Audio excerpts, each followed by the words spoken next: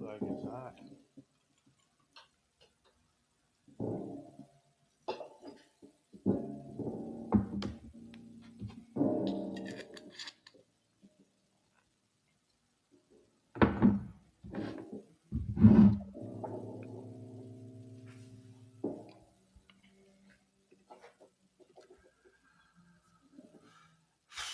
Let's see what the bad news looks like today.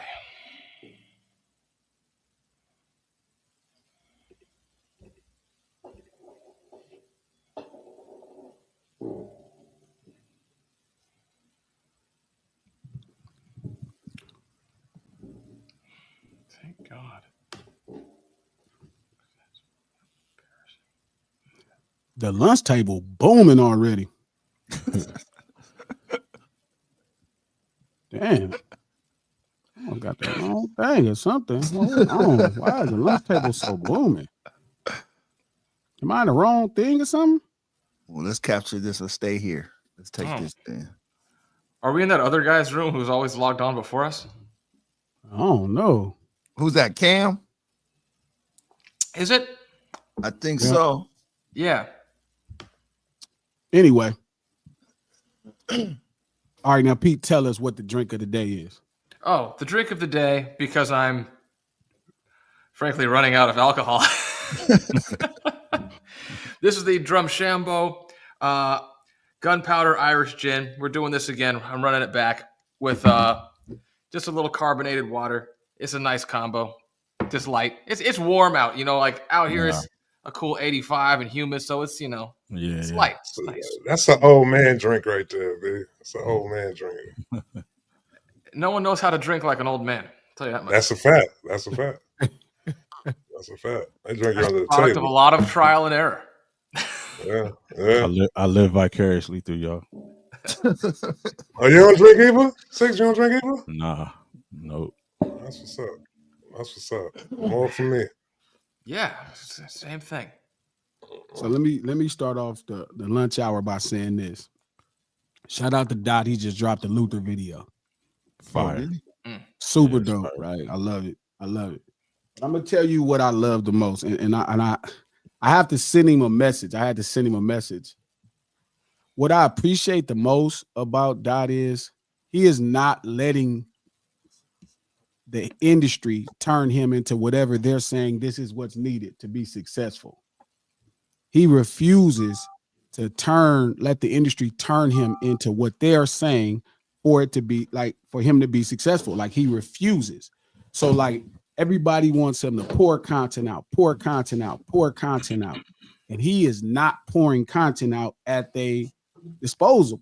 Like it's not disposable. He won't let them turn his art disposable. Sure. Right? Like he waited to drop Luther. Why he dropped Luther, I have no idea. I have no idea. He controlling the tempo right now. You know why he dropped it. Come on, cut it out. Don't do that, bro. Don't do that. I have no idea, but it's such perfect timing for him to drop Luther. And everybody is screaming on Twitter like deluxe. And it's like he has all of his stuff together, but it's like he's taking his time. Like whenever it's built to market his business, however he wants to present his art. And I'm just so impressed.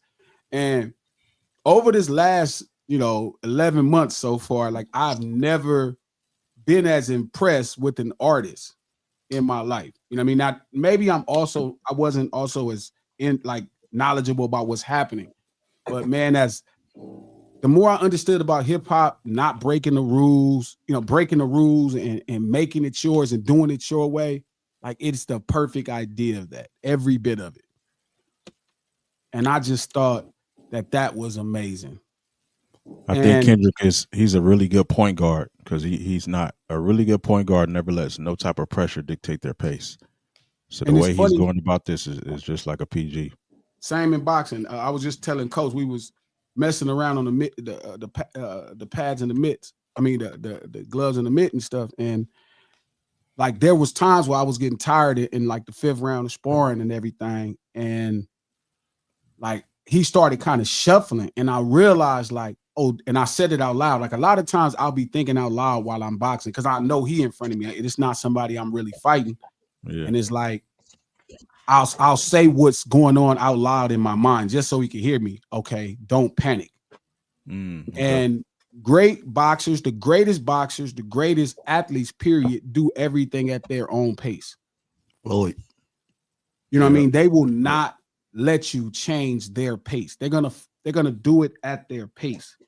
Because if you think about it, even in the boxing, from the boxing context, like it's all about setting traps.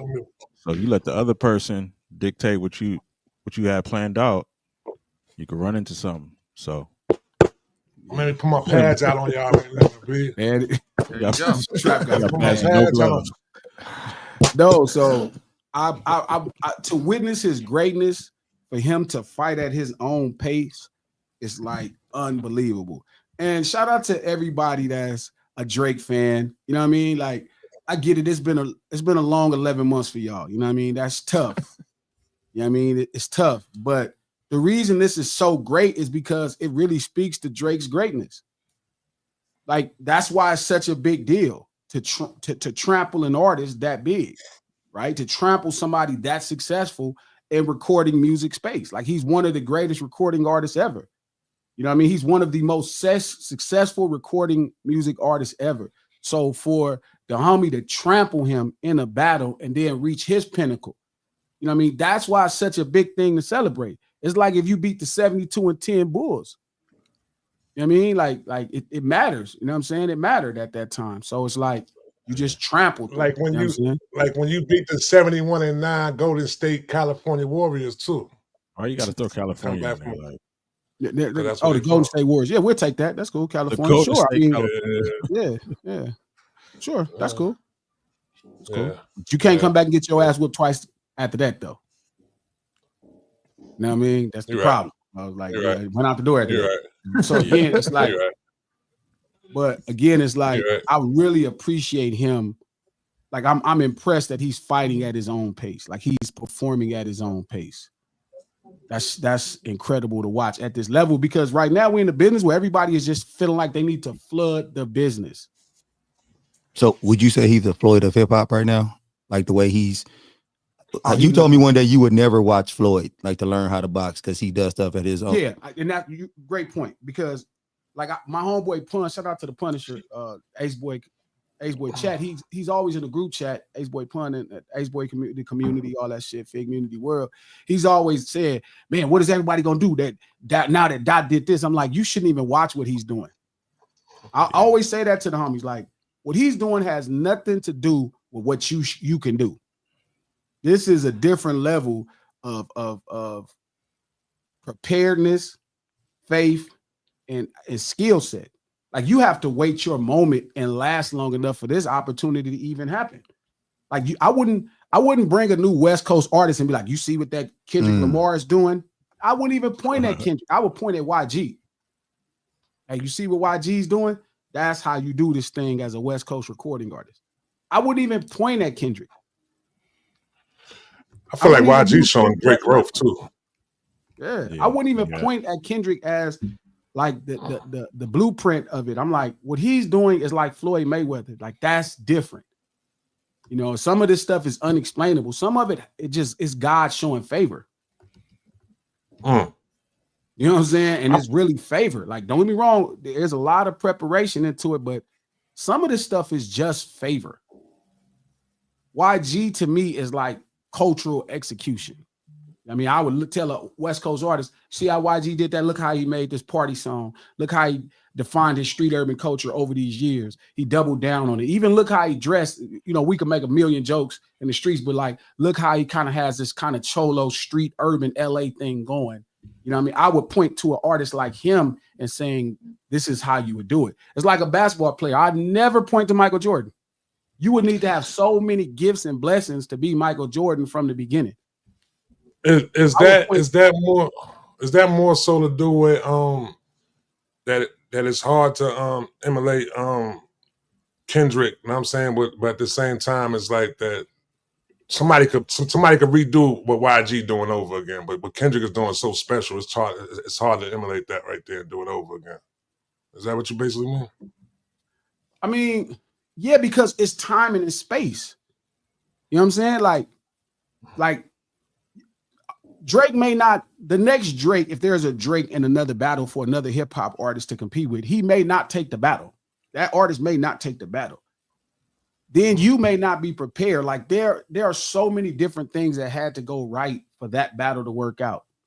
Like that's not normal. Let alone, remember, it's the first time in history that there was a diss record that went number one. And then there was a second diss record that went number one. That's timing. Like you could drop a lot of records at that time. The first time him and Mustard came together to do a record. That's just timing. Like it's so many things that I would never point to that as, hey, this is how you do that. I would never show a kid trying to learn how to box Floyd Mayweather. Not until he's like way deep. And then he'd be like, oh, you see this? How do you even teach somebody how to pull a counter, coach? Imagine teaching somebody that's trying to learn boxing how to do a pull counter. It's like you asking to get them knocked out. It almost kind of, to me, feels like something naturally that has to kind of, you have to notice they have this ridiculous reflex. Yeah, then you got to, you know what I mean? This twitch, it's a million things. So what he's doing now is a fundamental thing as well, but it's also time and space. I forgot what boxer that was that was trying to box like Floyd. He was doing a shoulder roll and he was getting whipped on. Adrian Broner. So what was it? Broner? It was Broner. It was Broner. Yeah, Broner was. Adrian Broner. He was getting worked on. He even tried to look like Floyd doing the soldier roll and getting worked on with it. That was crazy. He was like, "Yo, you ain't Floyd, boy. You got to stop that.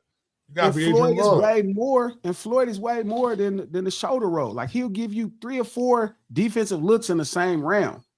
So like he don't just come in close to hit you. Like he'll do that to change the looks because and a master of distance. Yeah, even sparring with coach, bro. Like somebody who's been sparring long enough or fighting long enough, bro, it's a million things they could do to you. So they're looking for you to do the same exact thing. Like that's how Tank knocked out Leo Santa Cruz. Like they're looking for you, really advanced people in these things that have enough still athleticism and stuff like that and power. They're looking for you to start repeating things. That's the point of boxing. No boxer ever told me that, but I'm looking at what they doing. They like, oh, you gonna do that 2-3 times? Okay, that third time I'll fuck you up. Let me ask you a question, G. Like my man said, and with boxing, how people set traps. Do you think Kendrick set a trap with this? Yeah. Oh, but he's been setting a trap the whole time. So all control, all that kind of stuff. He was setting trap. He was setting the trap. Not control. Like that wasn't really a trap. That was to really see his energy. Okay. It could have been a trap though, if you think about it. No, it could have been a little light jab. I remember talking to him at the time. So all 10 of them? So all 10 of them rappers? You had to be a trap for everybody. everybody. Was a trap. Maybe he was going to walk into the trap. You know what was a trap? You know what was a trap? Yeah. The BET Award freestyle was a trap. That was a trap. That was a trap. Okay. You trap. You right, trap. Yeah, that was a trap. That was a trap. And trap No Feelings Live, lunch hour, every Monday, Wednesday, and Friday, right here at noon Pacific Standard Time on Digital Soapbox. Click the thumbs up button. I'm executive producing a new show for Digital Soapbox called SBTV. It's a great interview show. It's going to be really great conversations. Make sure y'all check back right here on his YouTube channel for that. Every Monday, Wednesday, and Friday, right here at Digital Soapbox, noon Pacific Standard Time, No Ceilings Live. We do this to support the No Ceilings podcast. Look below in the description on YouTube. You will see a link. Just dropped a fire episode. King was on it. Pete was on it. It's great. Go check it out. You can listen to it on Apple Podcasts, iHeart Podcasts, or anywhere you get your podcast from. The No Ceilings Podcast, executive produced by Charlemagne the God, the Black Effect Podcast Network, and iHeart. I think he did set a trap. I think he did set a trap. I think he did set a trap, but again, it's like he kept baiting him. Like, bro, it wasn't on purpose. Like we were brought up competitive. Shout out to everybody at the lunch table. Tall Slim Guy, Big Who, K-Way, DMV, Don, what's up? No, cuz, what's the deal? Kano, my boy. Blue Division, feel me? DT, what's happening? Sherry, thank you for being here. Lex, what's up? Fats, what's the deal? And thank you for the support, Talk. Yeah, appreciate that, homie. So we're naturally, like, we were brought up in competition. Like, you be back there in the back of Dude Dog Studio, Top Dog, man, we're trying to out-rap each other. We're trying to out-rap each other. Right. That's how we were brought up, competing. I'll play y'all record I got with J-Rock. Man, I'm talking crazy, next level. You know what I mean? Because this is how we were bred to compete as artists. Now, this thing is on the record. As soon as we leave the studio, it ain't nothing personal, but we gonna compete when we get on the beat. Now, I don't compete like everybody else. Everybody else trying to out-articulate each other. Me, I'm trying to talk crazier than you. That's my style. Not like I kill you, but I'm finna talk next level. Everything that I am is gonna be times 5. So, you know what I mean? Like, that's just how we was brought up. So him naturally competing, saying like on the Control verse is one thing. That's just how we talk. Nigga, I want to be the best. I honestly think this trap was like quicksand too. Like, I think Drake kind of walked himself deeper and deeper into the trap. I don't even think Kendrick. He's still walking deeper into the trap. Yeah, man, exactly. Yeah, I don't think even Kendrick thought this trap was gonna be this bad. No, I think Drake made it worse for himself. Right. Just kept sinking and sinking because I think Kendrick, if you could tell, if you listen to the battle, you could tell Kendrick was trying to keep it competition wise. Yeah. But Drake kept stepping out, crossing that line, and then he just like fighting quicksand. Yeah, like fighting quicksand. It was just bad. And when me and Trap, shout out to Sharice. Sharice said it's a sport, period. But I'm gonna tell you, Sharice, I think I used to think like that too until I heard LL Cool J say this is not a sport. I was just about to bring it up. Yeah. And I get why he's saying that, because a sport is something that's more catered to usually younger people in the athletic prime. Hip hop is competitive, but sports ain't the only thing we compete at in life. You know what I mean? We could compete in art. You know what I mean? We could compete in everything. So, but that's how we were brought up. It is not personal, and we don't take it personal. That's just ghetto shit, period. Like, you compete. We used to have a football league in Compton at my mom's house. We would play every street. Johnson Street, Bennett Street. That's how we grew up. Nigga, it's the next street over.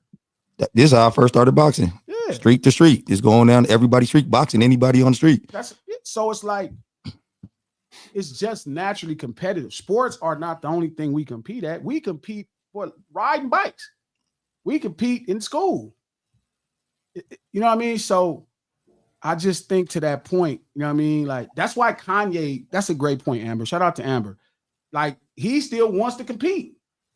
And I think that's crazy. I'm like, you're Kanye West, fool. Why the hell? At this point, you're number one. You just only look crazy, but he still want to play. 2 thumbs down.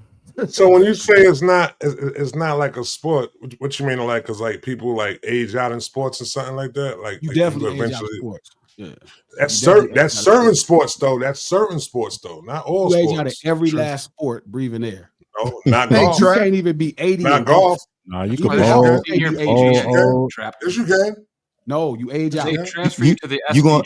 They're exactly. They're the different tour for you. And then you age out of that. It's called death. Because sports also reflect physical. Hip hop is the one thing that ain't really physical, unless you're talking about like a mathlete or something. So, and you know it's kind of weird though, because do you think you age out of hip hop? No, yes, but no. not yes you do, but not because your pen is not good. You kind of, because this is depend in my belief. Now, it doesn't mean it's true. I want to respond to this after you're done. Go ahead. Yeah. I'll tell you why. I don't think you have to Trap's point. I don't think you have to. I think people naturally do, because most people are following. They're not leading the way in street urban culture. Got you. Go ahead, Trap. I'm sorry. Now, the reason why I feel like you don't age out, because when you come into the game, your fans age along with you. So as you getting older, your fans that when you was popping, they getting older too. You know what I'm saying? And really to the point where if I'm not reaching back to go hear younger dudes all the time. I want to hear the dudes that I came up listening to. So I don't feel like you could ever age out. Why would we age out of hip hop? We won't age out of R&B. We won't age out of. You know what I'm saying? Shout out to Twan Mac, contemporary adult hip hop. Go ahead, bro. No, yeah. Go ahead, bro. Forgive me, Trap. No, you good. Sorry. No, that's what I'm saying. I don't think you have to. I think what happens is people are following trends initially. So I think most people come into hip hop. Hold up, Lex finna go bad. I think people Lex because they're following trends. I don't think most people are true into hip hop. You know what I mean? I think most people are following the trend. So hip hop to them is a trend. And then one day they're like, oh, I'm cool on that. So, but I got you. Sports are not the only thing we compete in. That's important to remember. Like sports are not the only thing we compete in. We compete in a lot of other things that ain't no sport. And that's just how we were brought up. Like we were brought up, Sharice, hella competitive. But I think it's more simple than that when it comes to sports versus hip hop, because hip hop supposed to be authentic, supposed to be, you know, who you are, what you're expressing in your life. That's not sport. That's life expressions hip hop's supposed to be. Well, so to me, that's not even close to sports. Well, they have a sporting department, right? Which is like battle rap. Okay, a department of pop, but that's life though. That's still, like you say, that's still life. But I'm saying I can see that as a sport. Okay, but I think hip hop as a whole is very much a cultural renaissance of movement for people. So it's like, no, I don't think you have to. But also, does your mind change? To me, the day you stop representing poor black people, you done in hip hop. So Kanye's done. Well, I think come on, bro. Okay. I think that's always been the problem for Kanye. So if I'm not rapping about the struggle no more, I'm no longer hip hop then. That's not true. That's not. I'm asking you the question. I'm asking you the question. Bars then. That's what everybody wants. As much as these motherfuckers excuse me, cursing, but as much as these people sit around here rapping about how much money they got and how they car look and all this braggadocious rapping. It only sounds cool. It only sounds cool because it's black people who are considered coming from poverty. Imagine like a rich Iranian man rapping about his life. A man from what's that place? Abu Dhabi or Dubai. And he rapping about having a bunch of money. It wouldn't be tight. But I understand what you're saying, though, but I don't think it's done like that no more. I think it's done. I think we don't see the person coming in the game looking like DMX or some shit. We see them coming in the game looking like Hov from the jump. Looking like they already got money. So we ain't seeing they climb up to the point where they could start rapping about. But if you money. They come in the game with money already. If you look like us, it's automatically considered that you came from poverty. Yeah, I don't know if that's true either though. I've never in my life thought a black man had money the first day I met him. Yeah, like I thought every black. I didn't think YG was rich when he first came out. I didn't look at even if they showing me money, I thought they was poor at one time. Now maybe that's racist. But I think that's how the world see us. It probably would be a little different if I said it. Now imagine Pete come out. That's your litmus test. If it's not consistent in all the squares, that's your litmus test. Like, you don't think these rappers come in the game like they already got money already? But it don't look real because they black, and it's like he had to come up from somewhere. Not that easy. He came up from somewhere. I feel like most people coming out, they let you know where they from immediately though. Like they don't just come out and be like, Pete, I get y'all both right, but Trap is right too. There's a real weird onslaught. You hear a nigga third record, he rapping about how much money. I mean, yeah, for sure, his third record. They talking crazy. They doing the money phone and all that shit. First picture got the money phone. Come on, bro. Again, it only works because you think they came from poverty. If you seen a sheik riding around in a camel with a Rolls Royce and shit, that might be kind of visually cool. But I'm saying, imagine a sheik rapping about him being rich. It wouldn't work that way. I think he got one single. Yeah, for sure, because it's gonna be. Yeah, I think it's gonna be like, oh, what is this? Look at all those camels. Yeah, that second single is gonna be like, okay, enough with the camels. Yeah, this dude. Of course, you got money. Imagine Trump come out rapping about he rich and powerful. Nigga, so what? You know what I mean? That's like when Michael Jordan's son started battling Bow Wow over who had the most Jordans like 10 years ago. That's crazy. Like, what? Like, nigga, Bow Wow even do that. Yeah, but it's true. It's like Michael Jordan's son is like, bro, you're not supposed to be it. You're not what we're talking about. Yeah, like Jordan's son, like, I got more Jordans than you. Huh, do you? Yeah, that's what he was saying. Like, word. What's your name again? What's your name? All right, look, so like I'm really proud of that. Like I'm telling you, like I know this is year, and I hate it is when he's winning, or when he's the most successful, but I'm really impressed. So I'm telling him, like, I'm really impressed. Like, bro, I looked at how far you put out the first video to this video. That like you will not, the game is not dictating to you what you should do. You're dictating to the game. And I always tell Trap and King, that's the only way you could play this game. If you cannot dictate to the game, then you under the duress of the game. The game is going to tell you what to do. It's going to have you looking crazy. So you got to fight at your own pace. You got to play at your own pace. How do you get to that stature? Because don't you think he had to work his way up to that stature to even be able to do this? You think you could do it at a lower level also? Yeah. You don't have a choice. Or you could play like everybody else. But what happens is you usually going to come up short and somebody else going to have what you're supposed to have because they're the ones playing at their own pace.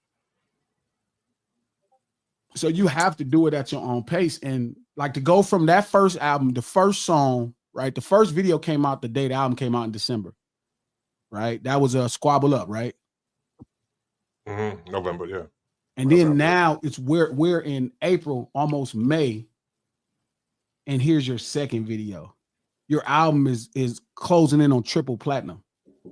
I kept telling everybody it reminded me of Thriller. This is actually the same. And I saw people arguing on Twitter. Now, look, is it going to sell as many records as Thriller? That's what I was saying. Would the 3 million sold in 2025, would that be the equivalent of Thriller? But I'm going to tell you why. Because like Trap knows, if you know the history of Thriller, Thriller was not this record that came out selling millions of records. Like I know it's 30 million now and everybody blah, blah, blah. But if you don't know the history of what happened and Trap and I'm sure Six can attest to this, Thriller, it took almost 12 months for Thriller to go triple platinum. Almost.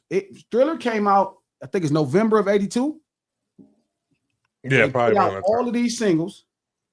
They put out all of these singles. And the last single, which is I think like the 7th single, is Thriller. That's interesting. Okay. And MTV, the label was like, all right, Mike, we worked this record. We worked this album. We put out 6 singles. They did incredible. Let's move to the next album. You know what I mean? He like, nah, I want to do this last song. I want to shoot the video to this last song. And I need this much money. I want John Landis to shoot the video. The label like, this is 7th single. We didn't milk it. It's at double, triple platinum. You know what I mean? In 2000, excuse me, in 1983. So they like, bro, we're good. Like we made money. What the fuck are you talking about, Mike? We good. He like, nah, I think it's something left. It's some more juice left in this orange. And the label like, bro, we have squeezed the dog shit out of this orange. And he like, man, and they wouldn't do it. So he goes to MTV, who 18 months before that wouldn't pay his video because he was black. But played his video and realized it was the biggest thing they had. So he goes back to them 18 months roughly later after Sony threatened to sue him to put the Billie Jean video on, right? And says, hey, man, I got an idea for a video. This is before Thriller. Thriller was only double, triple platinum. 12 months. He says, man, I got an idea for a video with John Landis. Man, we're going to do this. We need $1 million. MTV said, all right, cool. And pay for the video. Thriller comes out, right? Now, mind you, this is a year later, November, December of 1983. A year later. So it's not on Halloween, which is crazy because people think that video has something to do with Halloween. It didn't. It's November, December of 83. The video is such a hit, they doubled the sales. So I think it went 5-6 after the 7th single. That's interesting information. It's crazy that Thriller wouldn't be the first single off that album. No, it was the last. That's insane. And I mean, they had about 6 or 7 singles. So the singles went like this, right? They had the singles that came out. They had The Girl Is Mine was the first single. Right? Because who was on there? That was Paul McCartney. And the second single was Billie Jean. Yep. The third single was Beat It. The fourth single was Wanna Be Starting Something. The fifth single was Human Nature. Bangers. 6th single was PYT. Man, I'm saying. The 7th single was Thriller. Nigga, That's crazy. That's crazy. That's funny crazy when I think about it because I always say Thriller is not this great record. It's a good record. Thriller, the actual Thriller, the record, the song. Okay. The song was just a good record. Okay. I could see how they made that song, right? Like we went over that on the stream where I explained to everybody. I'm like, man, that was a different song. It was a song called Starlight Sun. And they made the song. And really the point of it was they wanted the groove that Rick James was killing America. Like Rick James had the game in a chokehold with what's the Rick James don't get the credit he deserves. Super freak. Not Super Freak. Which one? You talk to me. Mary Jane. No. I know you're talking about. I know what you're talking about too. I'll just listen to this. When I came home, it do sound like Super Freak. It sound like Super. Yeah. No. That was what's name? When I came home, that's Super Freak. Super Freak is the one Hammer used. Give it to me. Shout out to Nate. Give it to me. Yeah, there you go. When I came home last night. Right? Give it to me. Yeah. Right? So Mike saw that killing Black America. It was destroying it. So they really took that groove and built Billie Jean. So that's how music works. You build everything off the music. So they took that same groove, just the first loop of they wanted that groove to keep Mike popping with, you know what I'm saying? To keep Mike popping in Black America. So they took that groove and started building a song. The first song was like a C- song. It wasn't even good. And at the end, right at the end of the record, they figured out we're gonna make this a little darker. And here comes the idea for Thriller. So if you listen to Thriller, like I always say, people get mad, but I'm like, the song is just, I didn't know this, but I used to always notice. I'm like, man, this song without the video is different. I think the video helped make that. The video is the greatest video of all time. That right? video But it's definitely. like, The choreography, everything is dope. so the point is, right? So we get to that, right? And here comes Thriller. It's this big idea. Boom, it blow up. The album go to a 5 to 6 million in a couple months. So, right, everybody happy. Right now, it could have been at 2 to 3 million. It's at 5 to 6 million. Right. Shout out to Rick James for that. Right. And he does a video for Pepsi, and he's about to go on tour. Pepsi is sponsoring a tour with the Jackson 5. So he's shooting a commercial for the video and the tour. And the motherfucking hair catch on fire. Oh, yeah.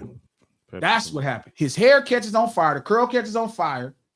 They got to take him out in the stretcher. He all wrapped up. He only had 5 or 6 million. And he's on the gurney, and they're pushing him out. And all that motherfucker do is wave and put that fucking glove up. Yeah, that was funny. And that was on every news channel in the world. That motherfucker starts selling 1 million records a week after that. Yeah, that made him the choice of a new generation. Boy, hit him with the Trump. Oh, exact fight. Exactly. In that moment to have that shit. And he like put it waving, and all you saw was that starry glove. That was on every news channel in the world. You know what I mean? And this motherfucker Thriller starts selling 1 million every week. So people's journey, when they say, oh, Thriller sold, you don't even know what happened. You just talking. So I know when I'm comparing, because I'm looking at the singles perform, I'm looking at the performance of different records. So I know what I'm talking about with that. Do you think that GNX will have another bump in it? Or you think Hell it's yeah. Hell okay. Yeah. What song you think come off of GNX that'll make it spike again? Well, it's not the song, right? It's the video. So you Dr. think Luther Blue. will do that now? No, Luther is not that kind of video. Uh-huh. Luther It's is dope like though that because it's video. like it endears you to the album in a different way. Okay. And that's kind of the point of this conversation, right? It's like a marketing strategy for an album is a very long-term thing. Let me ask you a question about that. You being an artist, do you think that albums are still important? For artist branding, yes. Yeah, for your brand, yes. Because you, like somebody like Flo Rida, who was really an incredible artist, really don't get the credit he deserved because he's a singles artist. Somebody like Genesis as a talent, he doesn't get the credit he deserved because he's a single artist. He's a singles artist. But do you feel like the majority of musical acts right now are single artists, or does it matter? It seems like the bigger you are, the more your albums matter. Well, your albums is what give definition to your brand. Like, you know what I mean? This is why people follow an artist. It's hard to follow an artist off a single. Do you think people even care about that anymore? Like artists coming in? Yes, because there's no other way to kind of to endear the masses to you without hearing a whole story. Because have you noticed like a lot of new artists they coming in 2-3 years without even dropping an album? They just dropping single after single after single, and then not named Wheelhouse. They dropped albums. We just don't care about them. I think I know that sounds raggedy. Like we just don't know about it. Like we won't even care. They got albums. No, I'm saying like, okay, so like Big X the Plug got like 4 albums. No, not Big X though. But I'm saying I just found out that hey. I mean, Big X is hard too. Let's stop playing though. But I'm saying, so I won't know, right? It's so many more artists now, so much more music. Like you don't have enough time to get into everybody's album. So okay, that's my point. Do you have to be a big enough artist to where your album, like for me right now, it'd take Kendrick to drop an album for me to be like, all right, I'm gonna listen to this. If Big X the Plug drop an album, I don't know if I'm gonna be taking an hour out of my day to listen to a Big X the Plug album. Even though I probably would, Big X is hard, but yeah. So again, it goes into how much are you into the artist's brand. If you're into their brand, it's like In-N-Out. In-N-Out could get us to try something new because we're into the brand of In-N-Out, right? The hamburger place. But do you think singles are making these guys' brand now? No. I mean, singles is okay. Now we get into the full conversation. So it's like singles. I was telling Steele this. Singles is a term that was defined by 7-inch 45, right in the 40s and 50s. Right. Even 78s, they didn't really call those singles before, like Duke Ellington, Mamie Smith, Ruth Brown, all that stuff pre-1940. They didn't call those singles. They were just 78s. They were just songs, and they sold them. The single is a term, granted, when RCA created the 7-inch 45. Before that, they had already made the 12-inch vinyl. Right. But they realized where the economy was, how much money people had. Music at that time, pre-1940, the player was $80, which is $2,000 or $3,000 money today. And the songs were $1 to $2. One song was $1 to $2. That's like $5 or $10 today, one song. So when they went to this cheaper material, that vinyl, right, that records were made on, it made the things cheaper, right? It made a record cheaper, like to press the product cheaper. And then the player became cheaper. The player went from $80, which would be $2,000, $3,000 to $20. So now a lot of households could have recorded music inside of their home, right? And so then the 1940s have RCA create 7-inch 45 after they create the 12-inch and realize this is the way to expand the business. It's affordable recorded music. 33 cents to 75 cents. Okay.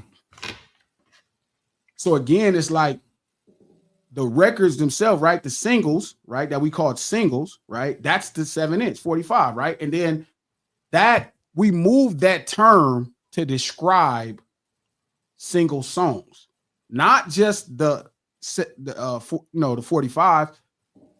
But that's also why the business started to change. It wasn't as profitable to do an 8-track that way. That didn't make sense. It wasn't as profitable to do a cassette that way. It wasn't as profitable to do a CD that way.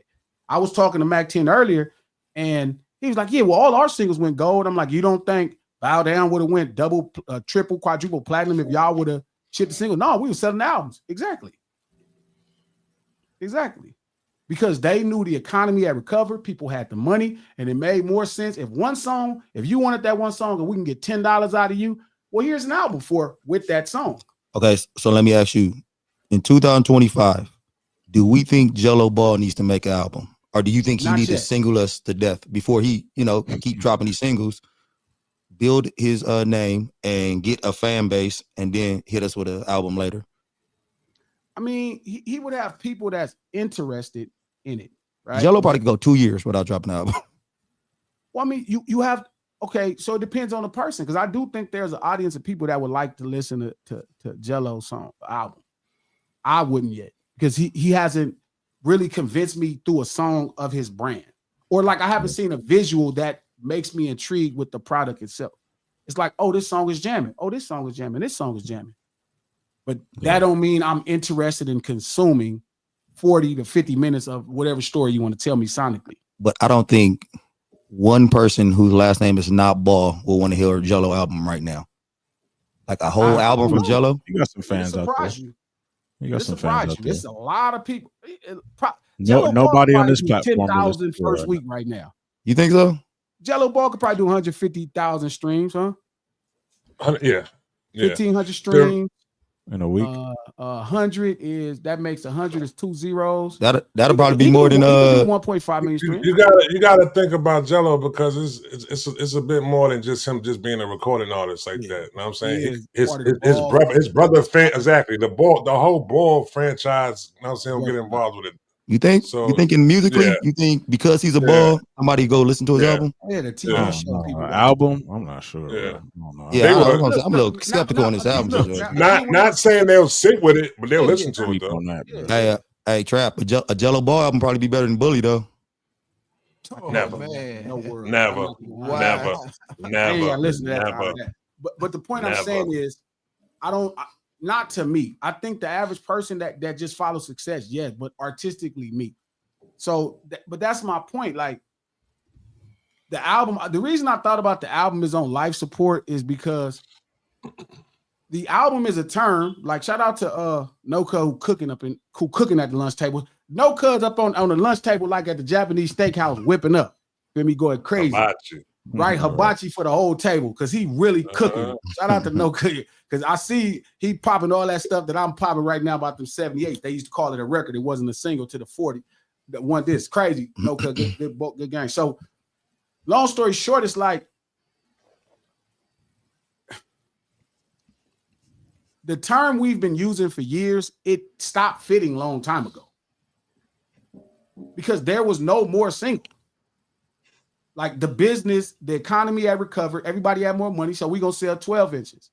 The business had recovered. We're gonna sell 8 tracks. The world had recovered, so we're gonna sell. If we can market one song, and you want this one song, we'll just sell you the other 4 with it. Here go tapes. We'll sell you the other, 12 with it. Here go CDs. We're gonna sell you 74 minutes with it. So this one song, because they could have easily sold a single for $3. They was like, hell no. It's crazy that people don't think about MC Hammer. Didn't it just go platinum? You can't test this? Damn. Just now? The album is diamond. The single? Yeah, that's crazy. The single is just now platinum. If I just that's crazy. Look it up. Look it up. Yeah, somebody looked that up. That's crazy. That's crazy. It was news. It was news that it had just went platinum. You can't touch this because wasn't nobody at that label trying to sell no damn singles. They like, oh, y'all like this single? Here, y'all can get this other 70.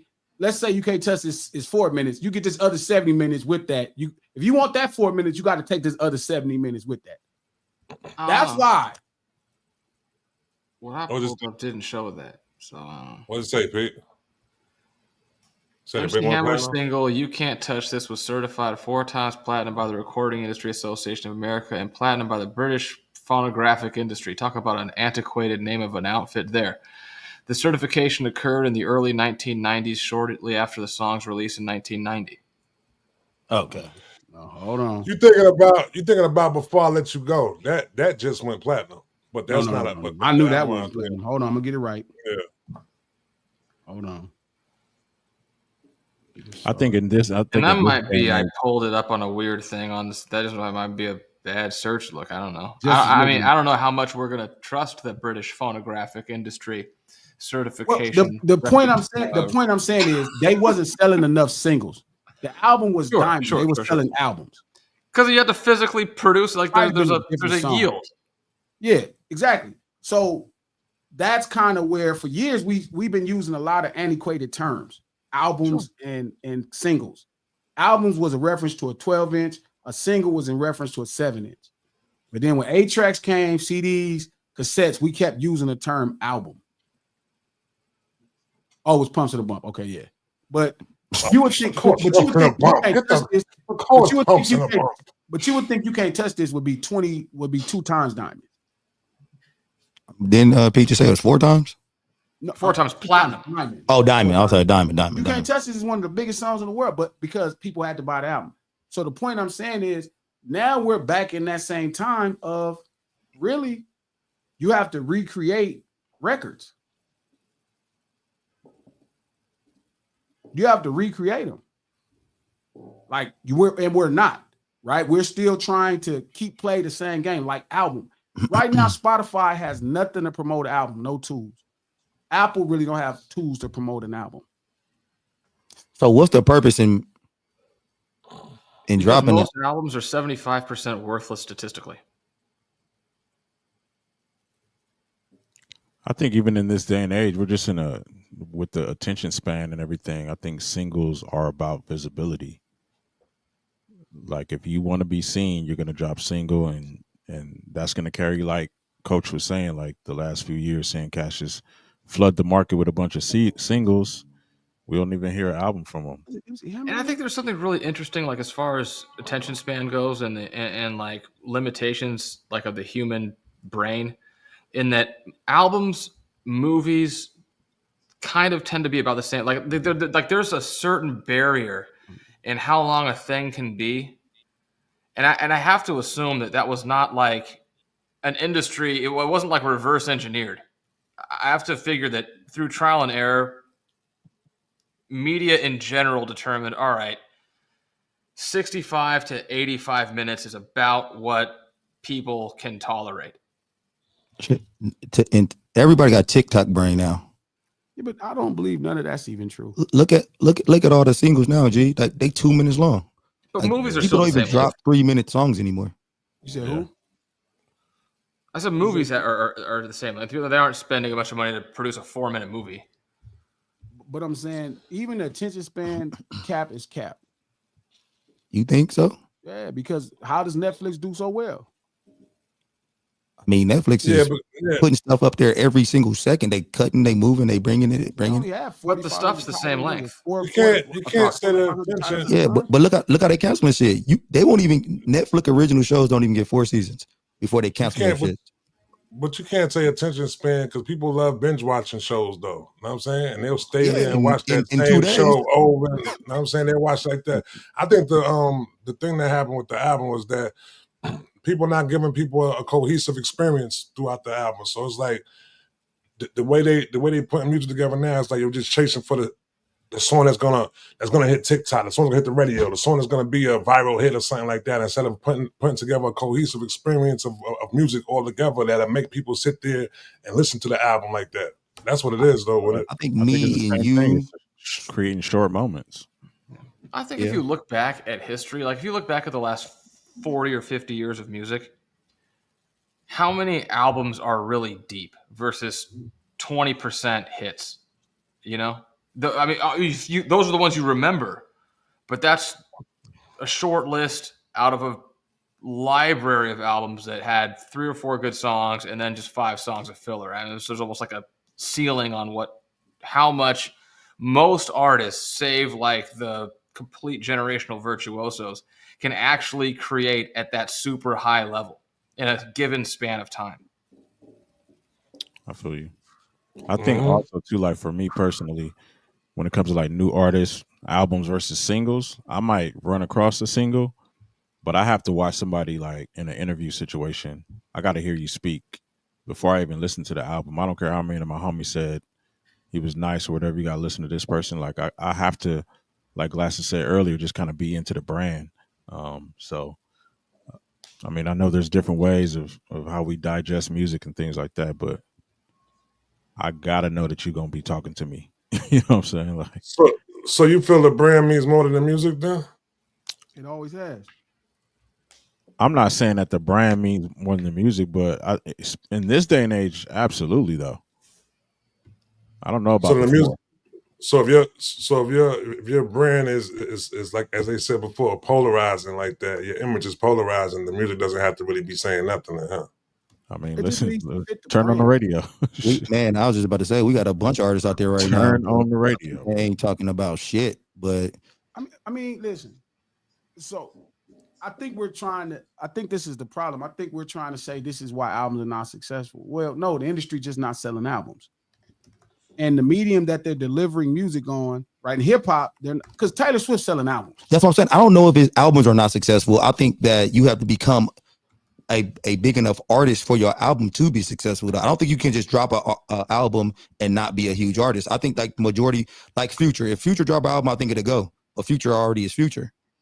I don't think Jello drop an album right now and they go anywhere. What about somebody like Doechii? And they slowly working her album into success. She got some motion right now. Again, because they're expanding her brand, right? And that's it's all like, I'm gonna say. let me explain it in hamburger so it don't come across hella rappy, like business, right? It's like because sometimes Glasses always go to hamburgers. You can't wait to get in and out. It's lunchtime, for Christ's sake. Of course, it's going to hamburgers. It's the lunch hour. So it's like, but also it helps y'all so we don't come across so music-y or blah blah. But it's like if imagine a place trying to sell you a burger that you never bought burgers from. Right now, let's say you get a burger. That burger was cool. It hit the spot. That day you was hungry. You grabbed that burger. It was cool. And they like, hey, they passed back by. Hey, I got a chicken sandwich. And you kind of not really into them, right? Because it just hit the spot. It worked out that time. Being an artist is like, you know what I mean? Like Kanye is like somebody who could sell you a lot of stuff. He could sell your shoes because his brand is so it's so endeared to all of us that we buying everything from him. Like In and Out, like we trust In and Out, right? Because of the consistency of their product. So again, somebody like Uzi don't talk to me. But Uzi's brand is what his brand is. All the characteristics of everything he represents and all his music needs to do is fit that. That's his only job. That's his only job, is to talk about that, to fit that. So what artists do you think right now, any new artist right now that you think can drop an album? And because we can't use Doechii. Doechii been out for a while though. It ain't like Doechii is new. I mean, if they was too new, I wouldn't know who they are. Like, look how long it took for Glorilla to drop an album. This is her third album. No, is it? Yeah, like come on. A ton of albums. They probably didn't do well. Mixtapes. This probably was her first album to do good after she dropped all them singles.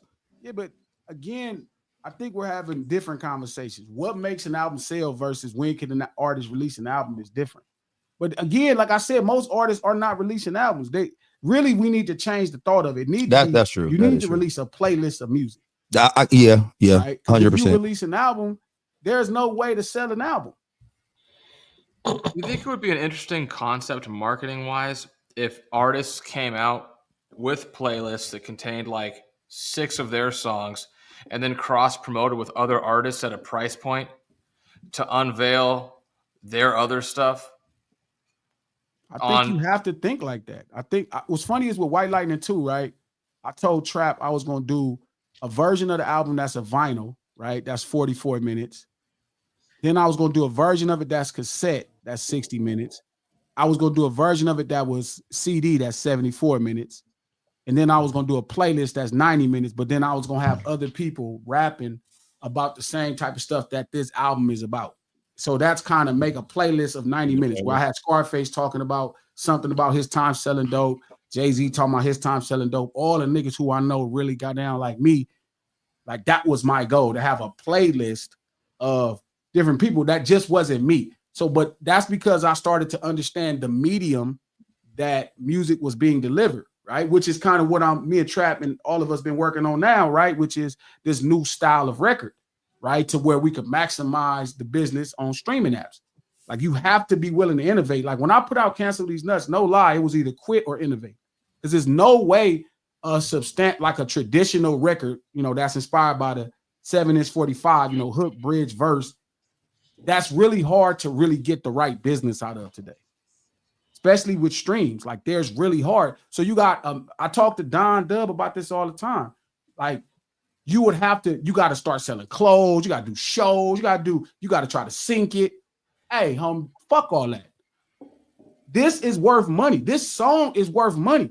My job is to make songs that have business, artistically expressive, but figure out a way to make it viable through the business. And hip hop has always never followed the rules. The problem is hip hop is following the rules. You have to break the rules. You might have to be in front of what the rule. You might break the rules and be in the middle of nowhere. They supposed to change the rules because of you, like Shaq. They got to change the rules because of me now. After I do what I'm doing, they got to change the rule. That rule is no longer going to work. And hip hop should always be the person that makes the game change the rules. So I think the problem is we keep trying to look into albums. Albums are a thing the term was coined because of the pictures from a 12-inch. So you think the word album is prehistoric, isn't it? It's over. Yeah, okay. You still can sell albums. Put them on a vinyl. Sell them. Shout out to Lex. Following a formula. Exactly, Lex. You have to stop following a formula. Like now you have to really unplug. You got to take the plane off autopilot, fly the plane. Look at what's going on. Stop flying how everybody was flying before you. Do you think this is how artists age out though? Because they're unwilling to unplug and look around and see what's the way to do stuff now. Scarface told me that to my face. He was like, man, I can't, this business ain't paying. You know, but this That's business what I was ain't gonna say. They're paying. not following a formula. They're following the money that's following a formula. So if the generations ain't innovating, so Scarface know how to get the business right.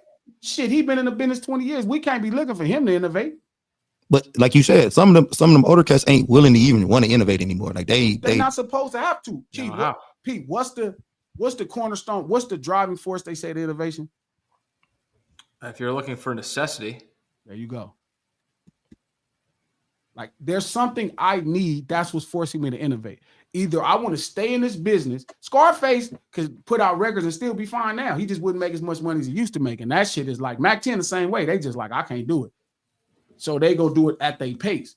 Me, I'm not at their level. I'm not making, 5 figures, 6 figures a year off music every month. I'm making 4 figures. So it's not just the money, but it's also the cultural cachet. Also my fans, people that support me, they want me to be more successful. So I have to do it for them. I got to do it because I'm supposed to do it. The need to raise status culturally is driving me to innovate. Okay. What the hell Scarface innovating for?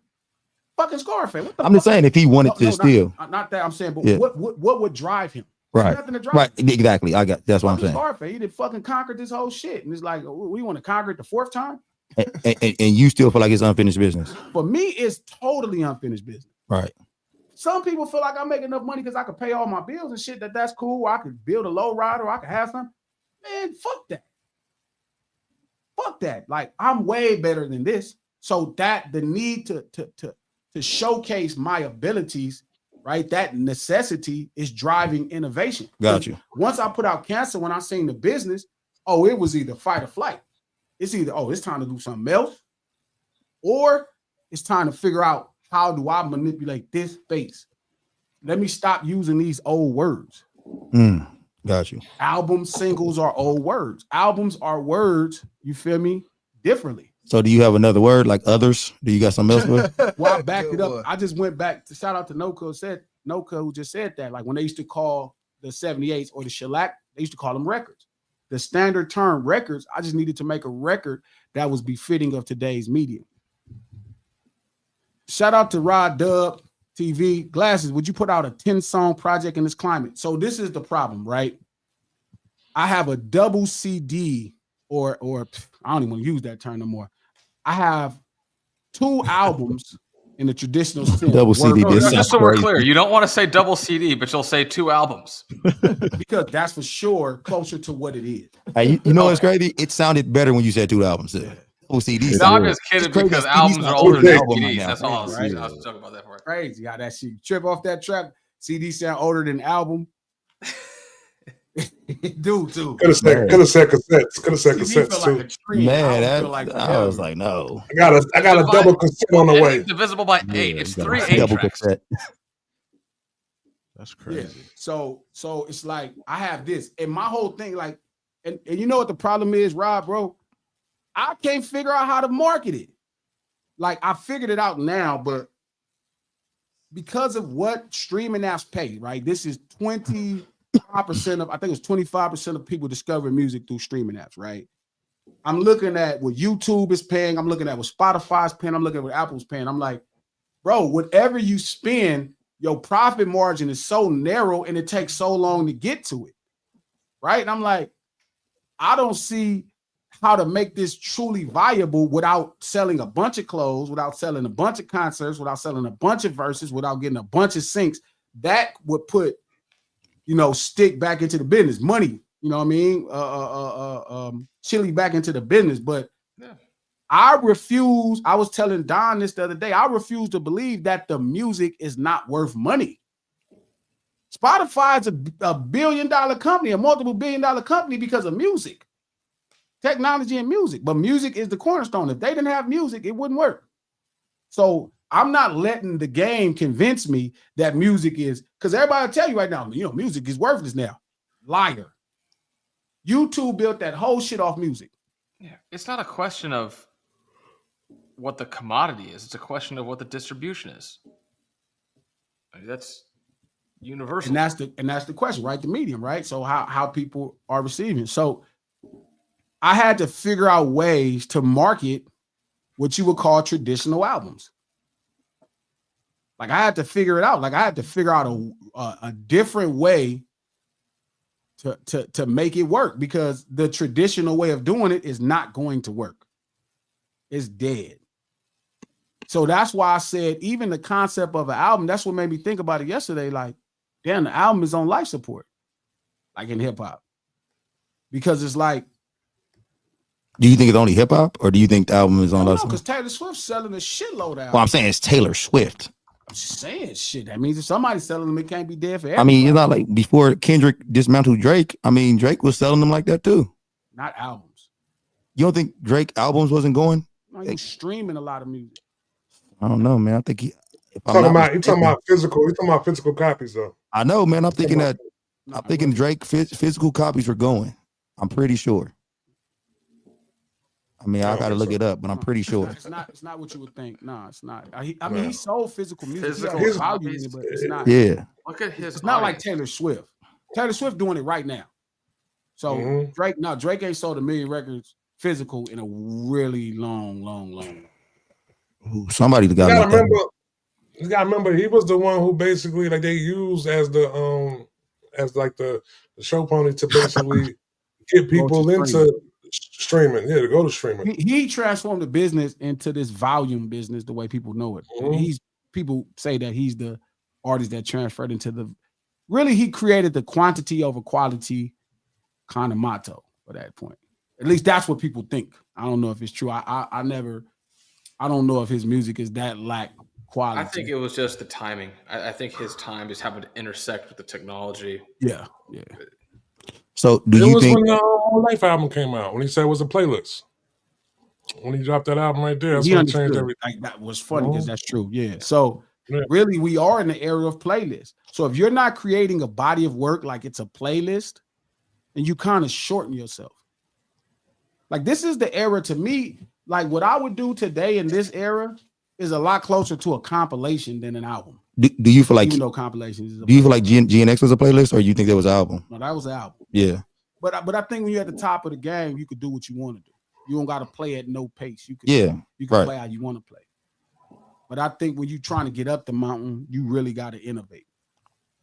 So I think like right now, I think artists should be looking more like at what's in front of them, not what's happened before. Like there is some reason to look at things that happened before, but they also not looking at what's in front of them as well. So thinking. Go ahead. I think cut through it though, and the way they hit it with was just constantly putting out work. Currency do that shit though. Yeah. But he give you so much work though. He give you so much work. You know what I'm saying? Like that. And he give you albums and then he ain't searching for the singles though. You know what I'm saying? Give you bodies of work like that. There's somebody else though too I'm thinking about. I can't think but of I think that's the problem. We gotta the smartest thing would be to do is realize you're creating a playlist. Unless you're creating an album for sale. And I mean an album is a physical product. That's the truth. That's what I realized. Unless it's on iTunes. It's a physical product. It really was a physical product. We keep just trying to pass the name, but it's a physical product. And I think you got to be true if it is an album. But if you're making a playlist, you have to look at successful playlists and see what make them successful. Do you think people look more, because even when you had said CD or an album, you know, and CD sounded older than album. Do you think CD is looked at more as a physical thing and album is looked at as more of an ideal? That would make sense. I'm not mad at that. That's a good point. I'm not mad at that thought. It feel like it, but I think CD, again, it's the medium. Because we'll think an album comes on a compact disc. We'll call that an album. So an album is the term that has transitioned past just its vinyl face. You know what I mean? We took album into CD, we took albums into cassette. We kind of use the term tape still. Tape even feels a little bit more tape sounds crazy. long term though. I hear people be like, man, I just dropped a new tape. They have a cane. Yeah. Like they That's just what I always call it. I always call it tape. Because he no matter grew what. up in the tape era. Yeah. I always So call But it I will tape. say this. Tape. I will say tape sounds better than CD. For real? definitely. No, yeah, Because maybe. Because tape is more classic than a compact disc. Feel like an old digital asset. Yeah, it feels antiquated. Yeah. Yeah, facts. Album feels forever because right, you just say a body of songs is an album, right? Yeah. A tape feels like that's your era. CDs feel like it just kind of, I don't know. It just I would have tape. to think. Tape kind of is a verb. Like you can like tape something as like to record. It's like a synonym for record a little bit. Mm-hmm. Whereas no one says I CD something. No, you're right. Yeah. Burn it to CD, Pete. A lot of people, yeah. Burn it. There you go. Yeah, but burn is the verb, not CD. Right. Facts. Yeah.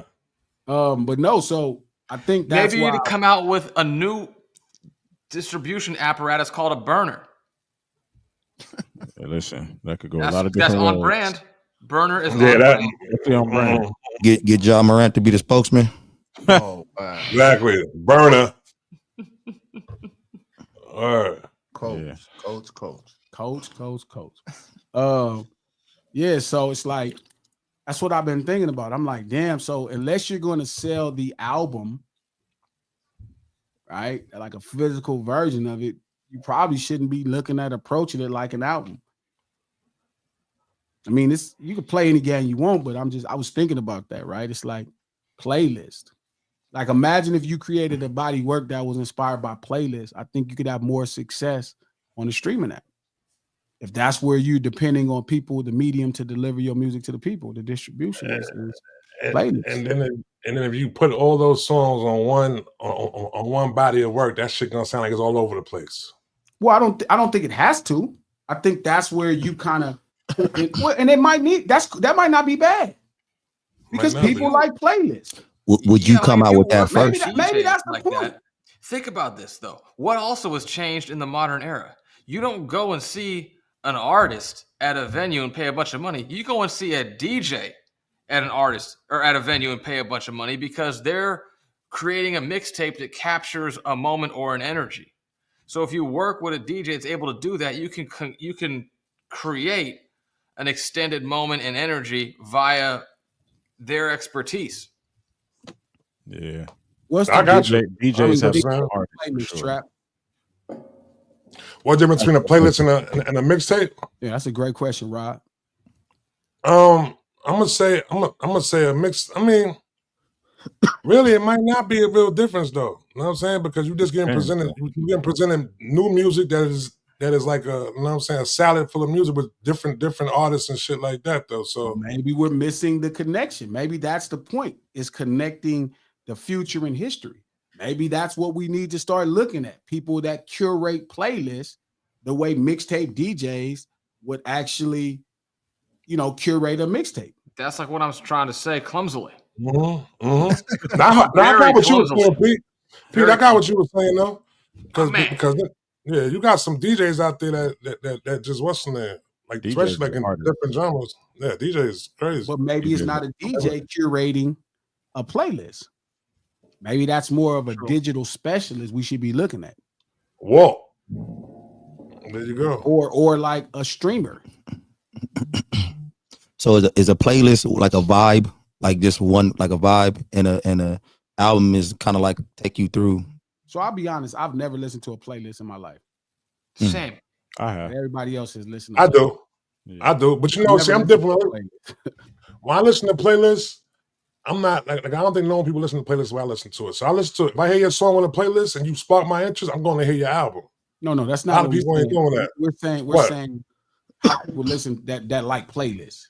Yeah, like that's how I know you guys remember back in the day when somebody would make their own playlist. Like you'll make a play, and you was you made a playlist for a vibe. Like this is what this playlist is for. This is for me to drive in the car to get to. If I'm going on a road trip, I'm need to listen to. Is that what a playlist is more like? Is this just like one vibe? Like how people saying about a DJ? That's kind of like what I was saying. You listen like, to you need someone to capture the requisite energy level. Exactly, just a one energy that in a playlist. Some so does that go back to attention span? Like people don't have enough big enough attention span to go through a story. No, I think it's a learning curve. Okay. I think it's similar to like, only because I was just reading an article about it, but like how like Meta continues to like refine its ability to match ads to its users more efficiently. Playlists are kind of like that. And also think about it, there's probably 1 million playlists out there and there's 100 that do extremely well. So I think it falls into that zone. But also like Glasses, like you're more of a creative producer than a consumer in a lot of ways. And you're like not as influenced the consumer or influenceable. That's fair. I think the people who listen to the playlist are the same type of music consumer that the food consumer is that looks at Yelp reviews. I don't look at a Yelp review because I think everybody who writes a review on Yelp has shitty taste compared to me. So why the fuck do I care about their opinion? I actually look at Yelp reviews, so I ain't gonna lie. I do. Well, I really called that wrong. I called that terribly wrong. I would never thought Glasses Malone reads a Yelp review. One thing, I'm not gonna lie to you. I trust white people on food. That's right, Trap. I would. One thing a human being is gonna do with Yelp is express themselves to the T of what their experience was. I trust white people on service with my food. I don't know if I trust them with the taste of the food, but the service, the establishment, with the service, the taste. I can't trust them. And we're using others. We're using others now. One of my favorite pizza places, like the Pizza Crumb over there by the hospital. It got 3.5 stars. If you read the Yelp reviews, every last person said the pizza is fire. They all give it bad reviews because of service. See, but you will do that though. They don't have to have great service for you to. As long as the food is good, you'll be like, I'm gonna fuck with it. Like if I give you my money, it got to be good, and you got to be. Yeah, I don't care. You could be. Like, you can't be no dick and take my money. You could be a dick and shit. You could be a dick. Yeah, I don't give a fuck. If the food's really showing up, I'll put up with a lot. Service. But don't get me wrong. I'm not gonna lie. Chick-fil-A does get a special place in my heart, bro. But that food ain't that great. It's not service. It's like, but hold up. On a fast food level, it's not bad. Now, I'm not saying it's not. It's good. For fast food, it's good. It's good. Yeah, it's good. It's probably a B. But that service is the greatest service in the history of service. Mm-hmm. I spend all I buy extra shit. That's because they're excellent. I agree. That's because they're excellent. 100%. I don't like that super friendly shit, man. I'd rather. We have a platinum comment alert. I can't Sorry. stand that. I apologize. We're gonna need to pull up Diamondback Photography's most recent comment. That's setting a standard. God damn it! You don't get a lot of hardline standards established like that one did. Read it. If the risk of getting stabbed isn't there, the food is ass. Never got risked against stabbed at my show. When I go to a soul food restaurant, if the waitress don't have no sass, the food can't be good. Yeah. No, that's the Jamaican restaurant. See, I don't know if y'all know about that. That's true. If you go to a Jamaican restaurant and the girl at the counter doesn't have an attitude, the food is trash. There's See, I don't know if y'all know kinds about that. of girls at the counter. I like sass. Super sweet or just doesn't want to be there at all. That's it. They gotta have an attitude. What you want? They gotta hit you like that. What you want? They gotta hit you with that right there. Yeah. Why you want more oxtail? What you want? I need sass, bro. When I go to a soul food spot, the waitress got to be sassy. She got to act like she got to talk to me like she slept with me last night. I agree. What the hell you want from my body here? I ain't got all day. We ain't got no more of that. If they don't got some of the stuff, it ain't right. If I leave an establishment and I think the waitress was trying to get at me, I feel like she did her job. That's a fact. If I left the restaurant and I was like, damn, did I leave something on the table? Then I felt like she did her job. Yeah. That's funny. Yeah, but I hate Chick-fil-A service though. Chicken-fil-A. Chicken-fil-A. Whatever. We don't got too many in New York. We don't got too many in New York. Gonna call it the right. I don't even know what it's called. And then I'll be kind of friendly. And then I'll be super friendly though too. That's probably why y'all like that. I don't like Chick-fil-A. They ask for my name Just say what the fuck it is. I got a sandwich and I got a frosted lemonade. And get the hell out of here. Whenever they ask for my name, I always say weird ass names to them. Yeah, me Like too, I do that in Starbucks, I do that in Chick-fil-A, I do that any place they ask for my name, I give them bud down names. My name is way too unique for me to just be saying it in public. Yeah, I used to go paying cash because I felt stupid refusing to say my name and then handing him a credit card with my name on it. So I was like, if I go back here again, I'm paying cash. Nah. I give him the weird names. Hey, now that we a little bit off topic, I just got a question for you, G. Yeah. This is I always wanted to ask you. I might have asked you this before, but if you was to do a versus, like who would be somebody that you would do a versus against? I don't think I'm ready to do a versus. I don't think enough people know my music to do a versus. All right, a West Coast versus, a regional versus. It had to just be like a song versus, though. It don't gotta be a popularity versus. It could be like just a song for song versus. People don't have good enough taste to judge songs. Yeah, you go G with that. Popularity versus. It's always versus is always gonna be energy and popularity. People don't know shit about music. I hate that. That was a really good question, and that was even better defense. I'm trying to think, how would I arrange it? Who would be a fun versus? It would have to be very regional. You should do like a Bay artist so that he can get like kind of some regional tension.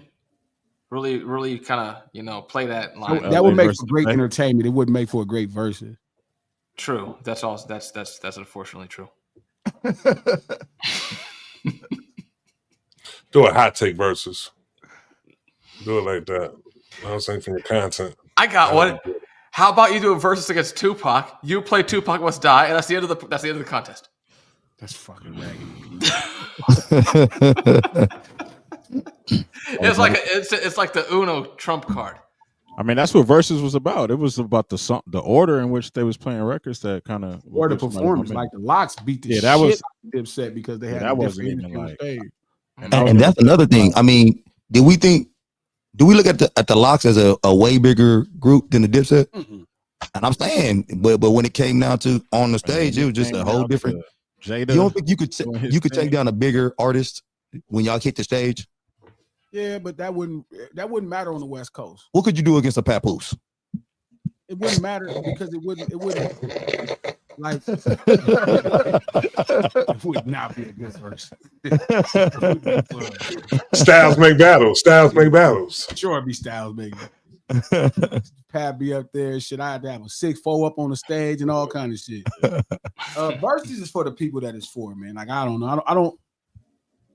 One thing is that I'm really starting to understand I'm more of a culturist than just some regular MC. That's a great word but I'm you. Really more of a culturist. Like, that's a great word for you. You see the presentation of what I represent, then it's like, really, you're going to have to go get Tupac and Snoop Dogg to fuck with me. You know what I'm saying? Really, you had to get Tupac and Snoop Dogg to fuck with me when it comes culturally. But rapping, it's going to be 1,000 people, you know what I mean, that could compete. You know what I mean? Because most people won't hear a song like Car Wash and get what's happening. It's just hard. That's a lot. You know what I mean? Like, a lot of my music, in my opinion, is really deep. I mean, I finally start, to me, making some level of surface music, but like if you listen to, Glasses Malone initially, it was deep. Like Car Wash tells a story, you feel me, of like how niggas join gangs and get turned into car washes to get buried. Yeah. And it's like it's just a lot. You people have to be informed on the subject for it to make sense. Like I always talk to everybody like they from the hood too. Like Ice Cube to me is great at talking to everybody like he's informing you about the hood.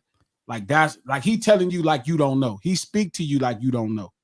I talk to you like you from the hood. And my problem is I talk to everybody like they from the 7.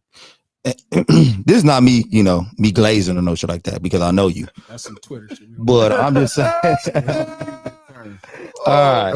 That's a Drake fan term right there. I got kids, man. So I tell you, stop you glazing. Yeah, I got kids. Exactly. I didn't know what it meant at first. I was like, what the fuck glaze? But man, that's exactly what I thought. But do you think that because like somebody like you who I went back, checked out all your music and shit, and your music is better than where you at with your you know what I'm saying? Exactly. So when you think about that shit, do you think that it kind of puts you in a space to where you feel that you have to do some weird shit to get seen more or heard more, or like almost like how we talked about Brandon and like Kanye West? No, Put you in a situation where you feel like you got to be some other than glasses. no. They make me have to be more glasses. So like, well, that's how I realized first that hip hop ain't just about music or art. Mm-hmm. It's about records. You know, the business is built on records, and records are a special thing. Also, you got to have an idea about marketing. Like, you got to get your brand together. Like, I've watched a lot of artists have really great records and never have a great career. And then I watch artists who had decent records have an all-time great career because their brand is on point. It's like the Lox and the Dipset. Right. Dipset got a ton of great records. I mean, big ass records. The Lox don't have as many huge industry chart topping smashes, but the cultural cachet and how well they're branded is everything. Like, it's not a motherfucker breathing air that don't get what the Lox is on. That's what make them special. Amber was just saying today that she feels like they're the greatest group in hip hop history. Dipset? Because the Lox. Lox. Okay. Because their brand is so fucking stellar. You know what I mean? There's no question with Styles P, you know what I mean, Kiss and fucking Chic. Like, there is no question. You know where they're from. You know what it is with them. It ain't no question. And that's a perfect example of like branding. So for me, even when I look at my career, I don't look at it like, oh man, you know what? They didn't accept my music was good artistically or nothing. I just felt like I wasn't being enough glasses. So That's you think that the marketing was off? I think the branding was off, the marketing was off, and I wasn't making records. That's all of the above. I think I made great songs and artistic pieces, but I don't think I made great records till probably around 2012, 16, somewhere right there. I didn't really know what that shit was about. I wasn't really trying to be no MC. I didn't know nothing about that shit. I just was doing it because I could. Like, there was nothing I couldn't do. I could have went to school to be a doctor, really. I was just primed to do some dope shit. But it was like hip hop became more. So it wasn't all this. Like, I'm not doing anything extra right now. I'm just being more glasses. Right, got you. Everything that I'm doing, even the idea that I'm sending you and Trap, like, I'm just being more glasses. Like, it's not even like a little bit off. Like, I don't even feel like I'm reaching. Like, this is really glasses to the core. Glasses really. When you think about that shit now, do you like, God damn, all I had to do was be more me? Hell yeah.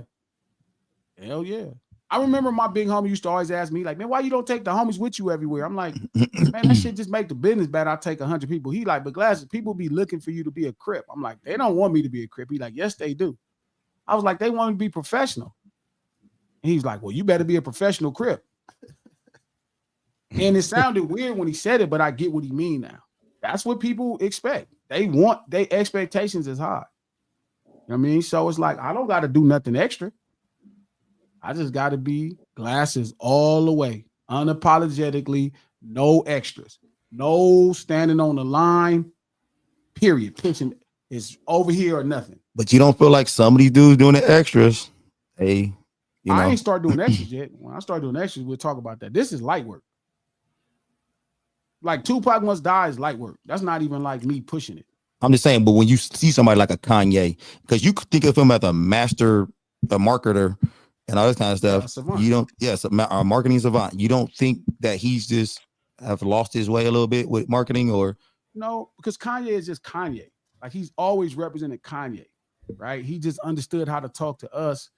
He understood how to make us get down with his movement, but he's always represented himself.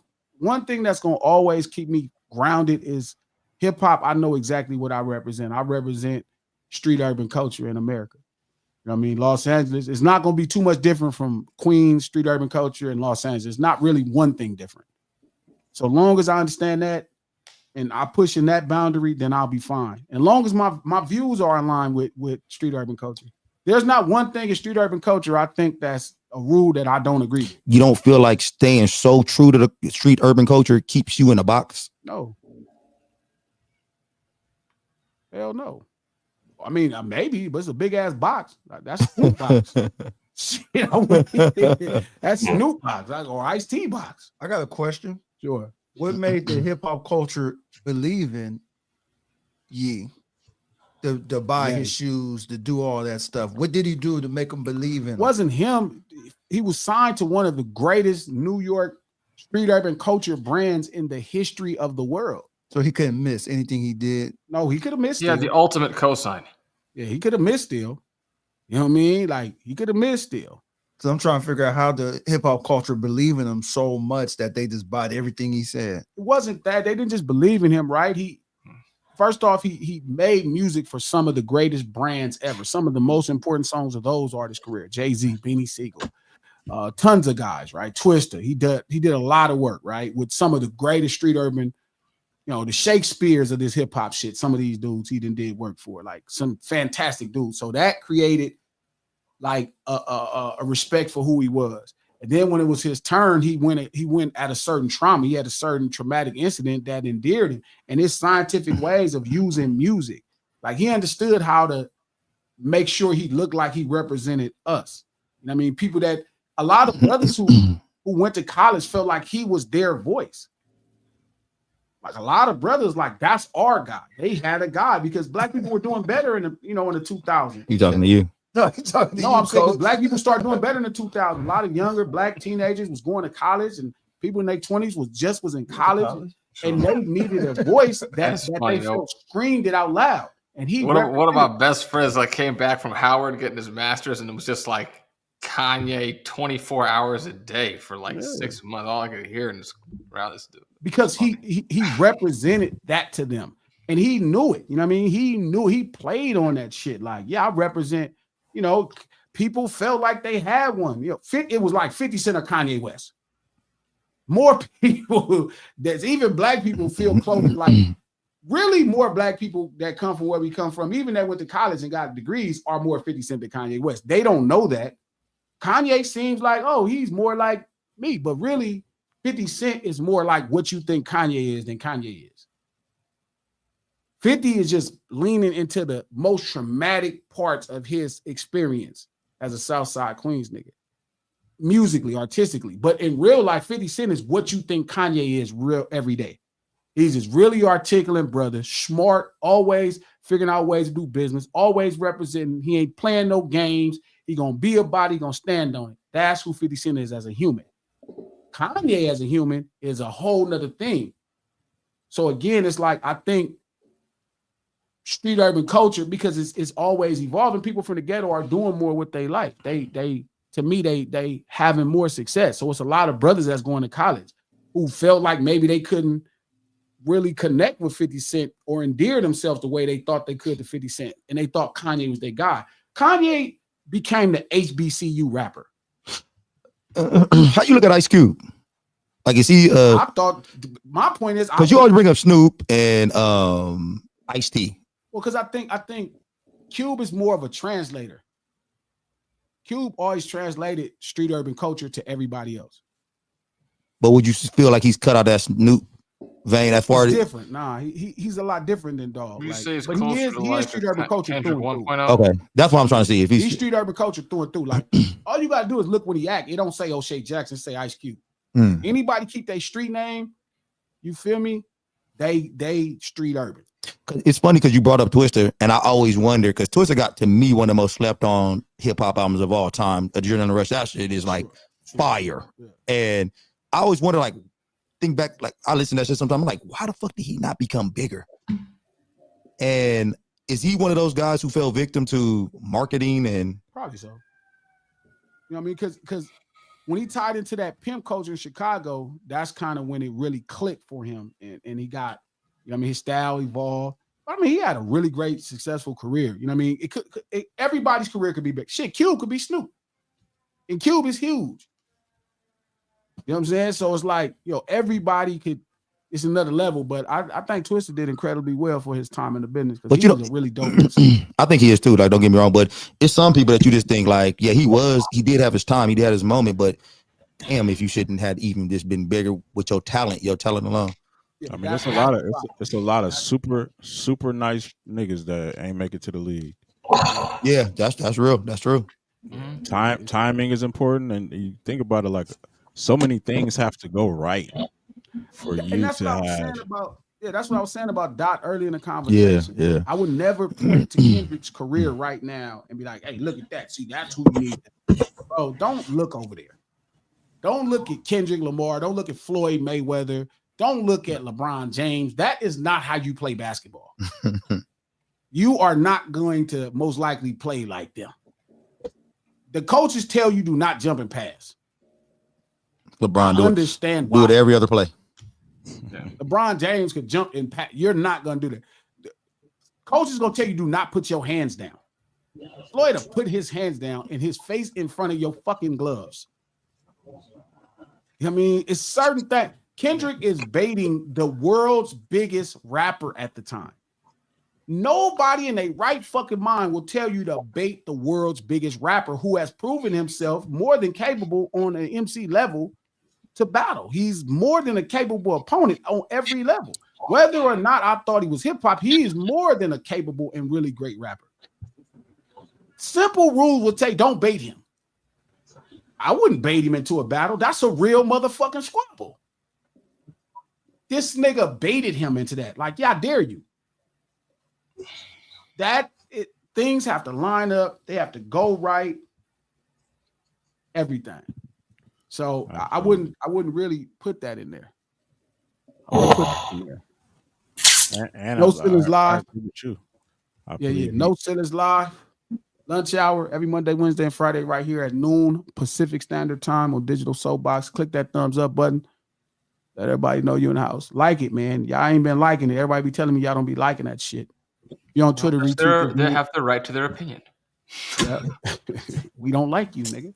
Retweet this link. If you're on Twitter, if you're on Facebook, share this post, tell a friend to tell a friend. We do this stream to support the No Ceilings podcast. Just dropped a dope episode. It's a link below.